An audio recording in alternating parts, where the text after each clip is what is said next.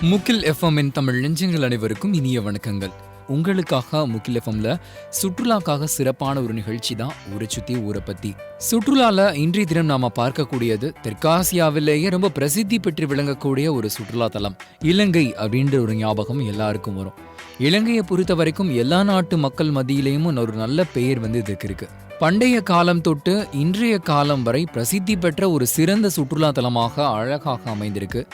இப்படியான ஒரு இலங்கை அழகான ஒரு தீவு. இப்போ இதற்கு என்ன விதமான பெயர்கள்லாம் இருக்கு உலக நாடுகள் மத்தியில அப்படின்ற விஷயங்களை தெரிஞ்சுக்குவோம். ஒவ்வொரு காலத்திலுமே ஒவ்வொரு யுகத்திலுமே புராண காலங்கள்ல இருந்து இன்றைய வரைக்கும் ஒவ்வொரு விதமான பெயர்களால அழகாக அழைக்கப்படுகிறது அப்படின்னு தான் சொல்லணும். ஆமாங்க, நிறைய பெயர்கள் இந்த இலங்கைக்கு இருக்கு. அது எப்படி வந்தது அப்படின்னா, ஒவ்வொரு இன மக்கள் ஒவ்வொரு விதமான பெயரால இந்த நாட்டை அழைக்கிறாங்க. தமிழர்களை பொறுத்த வரைக்கும் இந்த நாடுகளுக்கு அவங்க வைத்த பெயர் ஈழம், இலங்கை. போர்த்துகீசியர்கள் அவங்களுடைய ஆட்சி காலத்துல இந்த இலங்கை இருந்த போது அவங்க வைத்த பெயர் சேலான். நாகர்னு சொல்லக்கூடிய மக்கள் அவங்க இந்த பகுதியில் வாழ்ந்த போது அவங்க வைத்த பெயர் நாகதீபம். இதே போல ஒவ்வொரு பெயர்களுக்கும் ஒவ்வொரு சிறப்பு இருக்கு. அதுல ஸ்ரீலங்கா அப்படின்றது எல்லாருக்குமே தெரிந்த ஒரு விஷயம். இப்படியான பெயரை வைத்த மக்கள் சிங்களர்கள். மேலும் இதே போல கிரேக்கர்களை பத்தி சொல்லணும்னா அவங்களுடைய வரலாற்று காலங்கள்ல அவங்க இந்த இலங்கைக்கு வைத்த பெயர் டப்பரோபோன். புராணங்கள்ல இந்த இலங்கைக்கு லங்காபுரி அப்படின்ற ஒரு பெயர் இருந்தது. ராமாயணம், மகாபாரதம் இந்த விஷயங்கள்லாம் நம்ம படித்திருப்போம். அந்த விஷயங்களுக்குள்ள இந்த லங்காபுரின்ற பெயர் அடிக்கடி பிரபலமா பரவி இருந்தது அப்படின்னு தான் சொல்லணும். இப்படியாக மக்கள் ஒவ்வொரு சமயத்திலுமே ஒவ்வொரு காலங்களிலுமே வாழ்ந்ததால இப்படி ஒரு பெயர் வந்தது. ஆனா ஒரு சில காலங்களில் இது சிலோன் அப்படின்னு கூட சொல்லப்பட்டிருந்தது. இப்படியான சிறப்புகள் இருக்கக்கூடிய இந்த இலங்கை எங்க அமைந்திருக்குது அப்படின்னா, வேர்ல்டு மேப்ல இருந்து பார்த்தோன்னு வச்சுக்கோங்களேன், இந்திய பெருங்கடல்ல அழகாக ஒரு நீர்த்துளி போல அமைந்திருக்கும். இதற்கு நிறைய சிறப்பு உவமைகளை சொல்றாங்க. இந்தியாவினுடைய கண்ணீர் துளி அப்படின்னு சொல்றாங்க ஒரு சிலர். அதே போல இந்து சமுத்திரத்தின் முத்து அப்படின்னு கூட சொல்றாங்க. ஆமாங்க, இந்த மாதிரி சிறப்பான பெயர்கள் இந்த இலங்கைக்கு இருக்கு. இலங்கை அப்படின்னு சொன்னாலுமே நிறைய விஷயங்கள் இருக்கு. அதை பத்தி பூர்வீகமா நிறைய பேசலாம். நிறைய சுற்றுலா இடங்கள் இருக்கு. ஒவ்வொரு விஷயங்களும் நாம் இந்த நிகழ்ச்சியில பேசி தெரிஞ்சுக்க போறோம். அதுக்கு முன்னால இந்த இலங்கையில என்னென்ன நகரங்கள்லாம் சிறப்பா இருக்கு அப்படின்ற விஷயங்களை சின்னதா பார்க்கலாமே. இதுல புகழ்பெற்ற நகரங்கள் அப்படின்னு சொன்னா திருகோணமலை, யாழ்ப்பாணம், நுவரெலியா, மட்டக்களப்பு, அனுராதாபுரம், குருநாகல், கண்டி, காலி. இந்த இடங்கள் தான் பிரசித்தியான ஒரு இடங்கள். உலகத்துல ரொம்ப பிரசித்தி பெற்ற கொண்டோனாஸ் டிராவலர் சஞ்சிகையோட top 16 places to go in 2016 அப்படின்னு சொல்லிட்டு நிறைய விஷயங்கள் குறிப்பிடுறாங்க. அதுல இந்த இலங்கையும் இடம்பெற்றிருக்கு. இதுவும் முக்கியமான விஷயம். இலங்கை அப்படின்னு சொன்னதுமே சுற்றுலா தலங்கள்ல முதன்மையான ஒரு இடம், அதிகமான மக்கள் வந்து போகக்கூடிய இடம். இப்படியான நிறைய வரலாறுகள் படைத்த இந்த இடங்கள் சில யுத்த காலங்கள்ல மக்கள் அதிகமா வராம போயிட்டாங்க. மக்கள் வந்து போகக்கூடிய எண்ணிக்கை கணிசமாக குறைந்தது. இதை மேம்படுத்துறதுக்காக இலங்கை அரசு நிறைய முயற்சிகள் செஞ்சாங்க. அதுல குறிப்பிட்டு சொல்லணும்னா 2011ஆம் ஆண்டு விசிட் ஸ்ரீலங்கான்னு சொல்லக்கூடிய ஒரு தனி அமைப்பையே நடத்தி இந்த 2011ஆவது வருஷத்தையே இந்த சுற்றுலாக்காக ஒரு முதன்மையா பிரகடனப்படுத்தினாங்க அப்படின்னு தான் சொல்லணும். நிறைய விஷயங்கள் இதே போல இந்த இலங்கைக்காக செஞ்சுட்டு இருக்கிறாங்க. இலங்கையை சுற்றி இருக்கக்கூடிய சின்ன சின்ன பகுதிகளை கூட எப்படியாக அழகுபடுத்தலாம், எப்படியாக இன்னும் சிறப்பாக்கலாம், மக்களுக்கு எந்த மாதிரியான காட்சிகளை கொடுக்கலாம் அப்படின்னு நிறைய விதமான முயற்சிகளை எடுத்து அதெல்லாம் இப்போ நடைமுறைப்படுத்தி அதுவும் இப்போ பிரபலமான சுற்றுலா தலங்களா ஆயிட்டு இருக்கு. இதுல குறிப்பிட்டு சொல்றதுக்கு நிறைய பகுதிகள் இருக்கு. அதே போல உலக அளவுல முதுமக்கள் இருக்காங்க இல்லையா, அவங்க எல்லாம் இந்த இலங்கையில வயதான காலங்கள்ல வந்து தங்கலாம் அப்படின்னு சொல்லிட்டு நிறைய குடியுரிமை சலுகைகள் கொடுத்தாங்க. வாழ்க்கையை அமைதியா வாழணும், நல்ல முறையில வாழணும், சந்தோஷமா வாழணும் அப்படின்றதுக்காக நிறைய வசதிகளை அவங்களுக்காக செஞ்சு கொடுத்தாங்க. அவங்களுடைய சுற்றுலாத்துறை வளர்ச்சிக்கு இதுவும் ஒரு நல்ல திட்டம் அப்படின்னு தான் சொல்லணும். சுற்றுலாத்துறை மூலமாக நகர்ப்புறங்களில் இதுவரைக்கும் நிறைய காலமும் பல நன்மைகளையும் வருமானங்களையும் அவங்களுக்கு கொடுத்துக்கிட்டு தான் இருக்கு. கிராமப்புறங்களை பொறுத்த வரைக்கும் சொகுசான கிராமங்கள் அப்படின்னு சொல்லக்கூடிய திட்டத்தின் அடிப்படையில் நிறைய நிர்மாண வேலைகள்லாம் செய்யப்பட்டு அதெல்லாம் இன்றைக்கு ஒரு பிரபலமான இடங்களா இருக்கு. இந்த நாட்டோட சுற்றுலாத்துறையை பொறுத்த வரைக்கும் அந்த நாட்டுக்கு வருமானம் கொடுக்கக்கூடிய அதிகமான ஒரு நல்ல துறை அப்படின்னு சொல்லணும். அவங்களுடைய நல்ல துறைகள்ல நம்பர் 1 இந்த சுற்றுலாத்துறையும் இருக்கு. இந்த சுற்றுலாத்துறை அவங்களுக்கு வருமானத்தை மட்டும் கொடுக்காம அங்க இருக்கக்கூடிய நிறைய மக்களுக்கு வேலை வாய்ப்புகளை கொடுக்கக்கூடிய ஒரு நல்ல துறையாக இருக்கு. மொத்தத்துல இலங்கை அப்படின்னு சொன்னதுமே நம்ம இதயங்களை கொள்ளையடிக்கக்கூட ஒரு இடம் அப்படின்னு தான் சொல்லணும். அந்த அளவுக்கு இதுல நிறைய வசதிகள் இருக்கு, நிறைய வரலாற்று சிறப்பான இடங்கள் இருக்கு, நிறைய தெரிஞ்சுக்க வேண்டிய விஷயங்களும் இருக்கு. இப்படியான இந்த நாடுகளுக்கு மக்கள் அதிக அளவுல வந்து போவாங்க. அவங்க வந்தா தங்குறதுக்கு நல்ல வசதிகளை செய்து கொடுக்கணும் அப்படின்றதுக்காக உலக அளவுல நிறைய பிரபலமான எண்ணங்களை எல்லாம் பயன்படுத்தி இலங்கையில பிரசித்தி பெற்ற பெண் தொட்ட உல்லாச விடுதி திட்டத்தை போல போல்நாடு பூரா நிறைய கரையோர பிரதேசங்களா இருக்கக்கூடிய மன்னார், யாழ்ப்பாணம், முல்லைத்தீவு, கல்பிட்டி, பாசிக்குடா, கச்சேவேலி இந்த மாதிரியான பகுதிகள்லையுமே நிறைய வசதிகளை மக்களுக்காக விடுதிகள் கட்டுறது, ஹோட்டல்கள் அமைக்கிறது, இந்த மாதிரியான விஷயங்களையும் செஞ்சு கொடுத்துருக்காங்க. இதெல்லாம் மக்களுக்கு ரொம்ப பயனுள்ளதா இருக்கு அப்படின்னு சொல்லணும். இப்படியான வசதிகள் அதிகமா இருக்கிறதால மக்கள் இங்க அதிக அளவுல ஒவ்வொரு வருஷங்களும் வந்து வந்து போறாங்க. இந்த இலங்கையோடைய வரலாறு அப்படின்னு சொன்னா நிறைய விஷயங்கள் குறிப்பிடலாம். அதுக்கு சான்றுகளை வச்சு நிறைய விஷயங்கள் நாம பேசலாம். புராண காலங்கள்ல இருந்து வருவோமே, நாம எல்லாரும் இதிகாசங்கள்னு சொல்லக்கூடிய கம்பராமாயணம், மகாபாரதம் இந்த மாதிரியான விஷயங்கள் நிறைய படிச்சிருந்துருப்போம். நிறைய கதைகளும் கேட்டிருப்போம் புராணங்கள் தொடர்பாக. இந்த மாதிரியான நிறைய தொகுப்புகளின்படி நிறைய விஷயங்கள் இதுக்கு கூற்றுகளா அமைந்திருக்கு. இதுல என்னன்னா, லங்காபுரி அப்படின்ற பெயரால இந்த இடம் ரொம்ப அழகாக அடிக்கடி குறிப்பிடப்பட்டிருக்கிறது முக்கியமான ஒரு விஷயமா இருக்கு. அதே போல செல்வம் அப்படின்னு சொன்னதுமே நமக்கு குபேரன் வந்து ஞாபகம் வரும். குபேரனுக்காக தேவ சிற்பியா, அதாவது இந்த கட்டுமான தொழில் செய்யக்கூடிய ஒரு சிற்பிகளுக்கு அதிபதியாக இருக்கக்கூடிய விஸ்வகர்மா அவரால் உருவாக்கப்பட்ட நகரம் அப்படின்னு இதுக்கு ஒரு பெயரும் இருக்கு. இதற்கான சரியான சான்றுகளும் இருக்கு. ஆனா இந்த குபேரன் இருக்காரே, அவருக்கு சகோதரன் தானா இந்த ராவணன். தன்னுடைய சகோதரனால இந்த குபேரன் வந்து வெற்றி கொள்ளப்பட்டார் அப்படின்னு தான் சொல்லணும். அதுக்காக ராவனுக்கு கிடைத்த பரிசு அப்படின்னா புட்பக விமானம். ஆமாங்க, ராமாயணத்துல நாம பார்த்துருப்போம், ராவணன் புட்பக விமானத்துல பறந்து வர மாதிரியான காட்சிகள்லாம் இடம்பெற்றிருக்கும். அதை பத்தி சில கூற்றுகளும் இருக்கும் அப்படின்னு தான் சொல்லணும். இந்த இடத்திற்கு சான்றா எதை சொல்றாங்கன்னா, வாரிய போல அப்படின்னு சொல்லக்கூடிய ஒரு நகரம் அன்றைய காலத்துல புராணங்கள்ல ராவணன் அவனுடைய விமானத்தை இறக்குறதுக்காக ஒரு ஓடு பாதையாக பயன்படுத்தினதா சில தகவல்கள் இருக்கு. சரி, வேறு சிலமான தகவல்கள்லாம் என்ன சொல்லுது? இலங்கையை பொறுத்த வரைக்கும் கிட்டத்தட்ட பல்லாயிரம் வருடங்களுக்கு முற்பட்ட வரலாறு படைத்தது. இதுல நிறைய சான்றுகள் ஆயிரக்கணக்காக இருக்கு.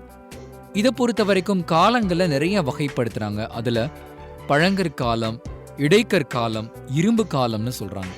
சரி, வேற என்னெல்லாம் விஷயங்கள் இருக்குன்னு கேட்டீங்கன்னா, இதை பொறுத்த வரைக்கும் அங்கு வாழ்ந்த குடியிருப்புகள்ல சீன துறவியாக, அதாவது சீன பயணியாகவும் பௌத்த மதத்தை சமயத்தை பரப்பினவருவாக பாகியன் இருக்காரே, அவருடைய நினைவாக நிறைய விஷயங்கள் இங்க தொல்பொருள் வரலாற்றோட சான்றோட குறிப்பாக சொல்றாங்க. அப்படி வரும்போது பௌத்த சமயத்தை தழுவிய மக்களும் இங்க வாழ்ந்திருக்கிறாங்க. அதே நேரத்துல பழங்கால மனிதன் அவருடைய எச்சங்களை எல்லாம் விவசாயத்துல ஒரு சில காலகட்டங்கள்ல இங்க மக்கள் பயன்படுத்தினாங்களாம் இந்த கற்காலங்கள்ல. அதே போல அவங்களுடைய பாதுகாப்பாகவும் அவங்களுடைய விளையாட்டுக்காகவும் நாய்களை வந்து அவங்க ட்ரெயின் அப் பண்ணியிருக்கிறாங்க. இன்னும் நிறைய விஷயங்கள் இதை பத்தி நமக்கு தெளிவா சொல்ல முடியுது. இப்படியான கற்காலங்கள்ல வாழ்ந்த மக்கள் வேடர்கள், ஆதிக்குடிவாசிகள், இவங்க தான் இலங்கையினுடைய பூர்வக்குடி மக்கள்னு சொல்லணும். இவங்களையும் தாண்டி இந்த நாடுகள்ல ஒவ்வொரு விதமான காலகட்டங்கள்ல ஒவ்வொரு சமயங்களை ஃபாலோ பண்ணி நிறைய மக்கள் வந்துட்டாங்க. அதுல பல சமய மக்கள் இருக்கிறாங்க, பல இனத்தை பின்பற்றவங்க, பல மொழிகள் பேசக்கூடிய மக்களும் இருக்கிறாங்க.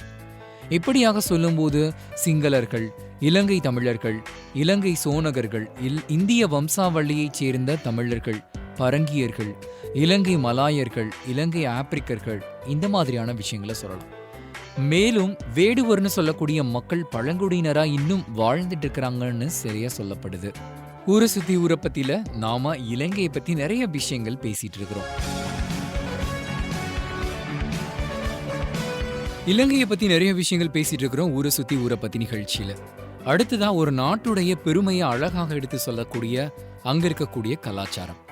இப்படியான கலாச்சாரங்கள்ல நிறைய விஷயங்கள் நம்ம பேசிக்கிட்டே போகலாம். அதுல இசைக்கு எப்போதுமே எல்லா இடத்துலையுமே முதலிடம் இருக்கும். அந்த இசை இங்க எப்படியெல்லாம் இருக்கு அப்படின்னு பார்க்கலாமா?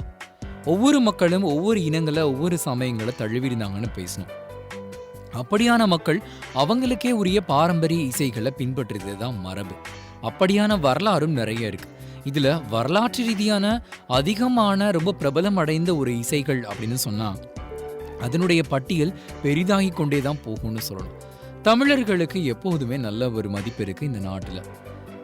ஆமாங்க, தமிழர்களுக்காக அவங்க எல்லாம் பின்பற்றிய இசை கர்நாடக இசை. உலகெங்கிலும் அனைத்து மக்களிடமும் பிரபலமாக பரவிய ஒரு இசை அப்படின்னு சொல்லணும். அந்த இசைக்கு தனி மகத்துவம் இருக்கு.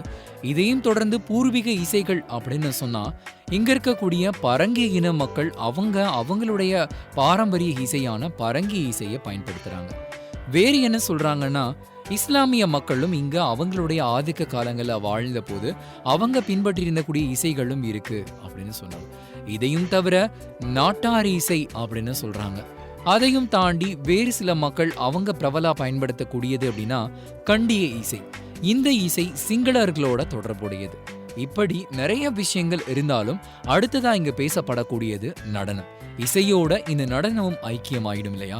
நடனங்கள் அப்படின்னா அந்த நாட்டினுடைய ஒரு முகப்பு அமைப்பை பிரதிபலிக்கிற மாதிரியான விஷயங்களை அழகாக வடிவமைத்து கொடுக்கும். அதுல நிறைய விஷயங்கள் சொல்லலாம். பரதநாட்டியம், கண்டிய நாட்டியம், இந்த மாதிரியான நடன வெளிப்பாடுகள் அவங்க நாட்டில் இருந்த கதைகளை, அவங்க நாட்டுடைய வரலாறுகளை, பாரம்பரியங்களை, பெருமைகளை அழகாக மக்களுக்கு எடுத்து சொல்லக்கூடிய ஒரு திருவிழா போல நடத்தப்படுகிறது. ஒவ்வொரு திருவிழாக்களையுமே இங்க இந்த மாதிரியான சம்பவங்கள்லாம், இந்த மாதிரியான நிகழ்வுகள்லாம் நடைபெறுவது வழக்கமா இருக்கு. நாட்டுப்புற நடனங்களும் இருக்கு. நாட்டுப்புற கலாச்சாரங்களை பறைசாற்றக்கூடிய பொம்மை நடனங்களும் இருக்கு. தொன்மையான புகழ்பெற்ற நடனங்கள்லாம் இதெல்லாம் அப்படின்னு சொல்றோம். பண்பாட்டு சமய இலக்கியங்களை அழகாக தொகுத்து வழங்கக்கூடிய ஒரு சிறப்பம்சம் தான் இந்த விதமான நடனங்களும் இசைகளும். அதே போல மக்கள் கொண்டாடக்கூடிய பண்டிகைகள் அதெல்லாம் சொல்லணும்னா அதுவும் அவங்களுடைய மரபுகளை சேர்ந்தது அப்படின்னு சொல்லணும். சிங்களர்களை பொறுத்த வரைக்கும் அவங்களுக்கு தமிழ் புத்தாண்டு இருக்கு. அதையும் தாண்டி தமிழ் மக்கள் பொங்கல், மகா சிவராத்திரி, தீபாவளி இந்த மாதிரியான பண்டிகைகளை சிறப்பாக கொண்டாடுறாங்க. மக்கள் அவங்களுக்கு பிடித்த உடைகளை இப்போ நவநாகரிக காலத்துக்கு ஏற்ற மாதிரி அணிந்தாலும் அப்போ இருந்து இப்போ வரைக்கும் இருக்கக்கூடிய உடைகள் அப்படின்னா வேட்டி, சேலைகள் தான். இதுதான் மக்கள் பாரம்பரிய ஒரு வேற்றுமையின்றி, மத வேற்றுமையின்றி, இன வேற்றுமையின்றி ஒருத்தருக்கு ஒருத்தர் தங்களுடைய நாட்டு ஒற்றுமையை வெளிப்படுத்துற மாதிரி நிறைய விஷயங்களை சொல்றாங்க. அதுதான் இந்த ஆடைகள்லாம். சரி, மக்கள் அவங்களுடைய பண்டிகை காலங்கள்ல உணவுக்கு ரொம்ப சிறப்பிடம் கொடுப்பாங்க. அதுல அதிகமான இடம் பிடித்திருக்கிறது அப்படின்னா இங்க இருக்கக்கூடிய நிறைய விஷயங்கள். அதுல உணவுகளை பொறுத்த வரைக்கும் அப்பம், இடியாப்பம், பான், பிட்டு, சோறு இந்த மாதிரியான விஷயங்கள் தான். ஊரை சுத்தி ஊரை பத்தி நிகழ்ச்சியில அடுத்துதான் நம்ம இந்த இலங்கையில் இருக்கக்கூடிய முக்கியமான ஒரு இடம், வரலாற்றை அழகாக எடுத்து சொல்லக்கூடிய ஒரு இடம், வரலாற்றை விரிவாக சொல்லக்கூடிய ஒரு அற்புதமான இடம்தான் அழகிய சிகிரியா. ஆமாங்க, இலங்கையில் அமைந்திருக்கு. முதன்மையான சுற்றுலா இடங்கள்ல இதுவும் ஒன்று. லேட்டான் ராக் அப்படின்னு இதை இங்கிலீஷ்ல சொல்லுவாங்க. இலங்கையுடைய மத்திய மாகாணத்துல மாத்தளை அப்படின்னு சொல்லக்கூடிய பகுதியில தான் இது அமைந்திருக்கு. உலகத்தில் இருக்கக்கூடிய முக்கியமான சுற்றுலா இடங்கள்ல பார்க்க வேண்டிய ஓவியங்கள் எப்படி இந்தியாவில் அஜந்தா கேவ்ஸ், அஜந்தா குகைகள் அப்படின்னு சொல்றாங்களோ அதுக்கு நிகரான ஒரு பெருமை பெற்றது. அப்படியான ஓவியங்களும் இங்கேயும் இருக்கு. இதுக்கும் ஒரு சில வரலாறுகள் இருக்கு. காசியப்ப அரசன் அவர் கிபி 477, 495 இந்த மாதிரியான காலகட்டங்கள்ல நிர்மாணம் செய்ததாக இதை பத்தி நிறைய விஷயங்கள் சொல்லப்படுது. காசியப்பனுடைய மறைவுக்கு பிறகு இந்த இடம் புத்த பிட்சுக்கள் தங்கக்கூடிய ஒரு புனித இடமாக இருக்கு. ஆரம்ப காலங்கள்ல தாது சேனா அப்படின்னு சொல்லக்கூடிய ஒரு இடம் தான் இலங்கையுடைய தலைநகரமா இருந்தது.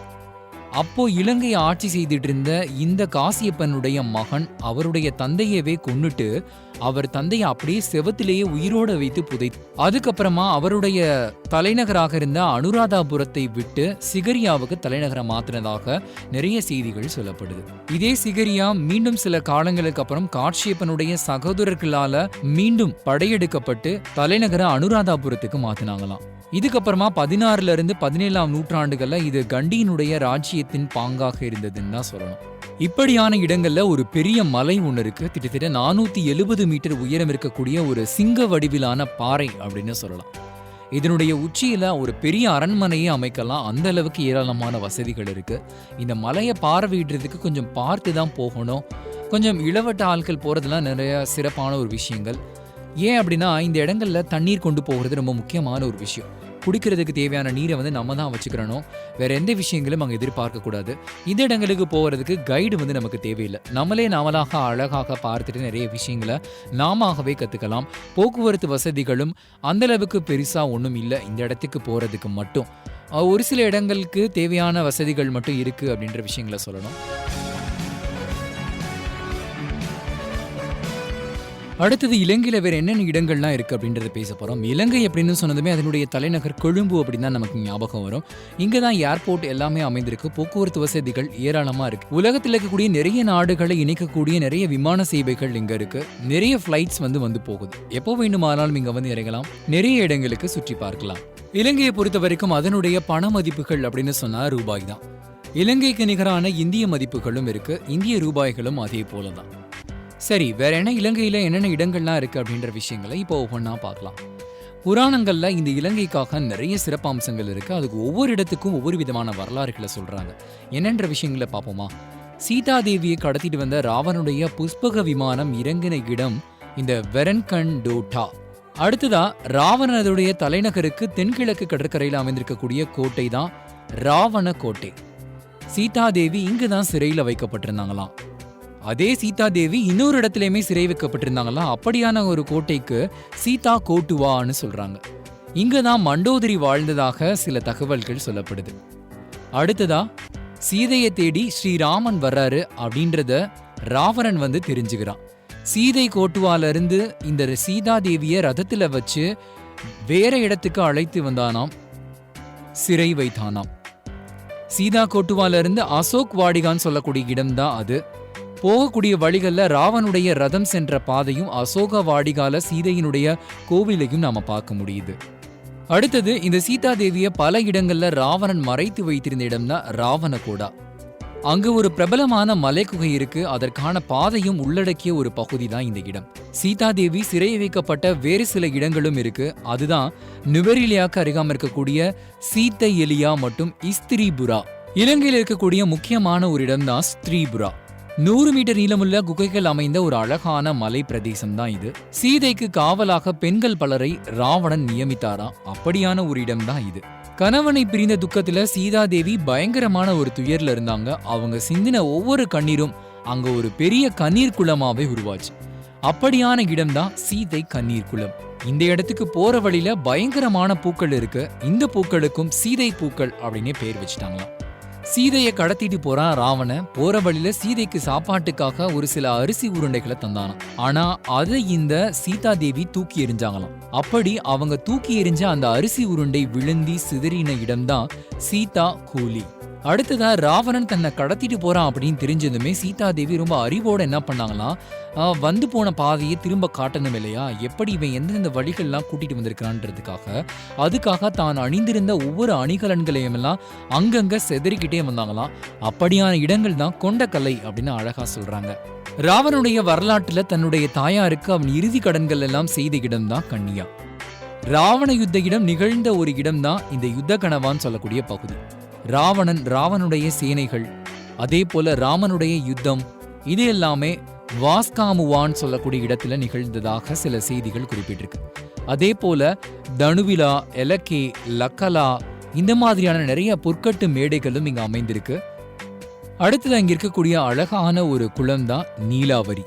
இந்த குளத்தை ராமனே உருவாக்குறதா, இந்த குளத்தை ராமன் உருவாக்கினதா சில செய்திகள் சொல்லப்படுது.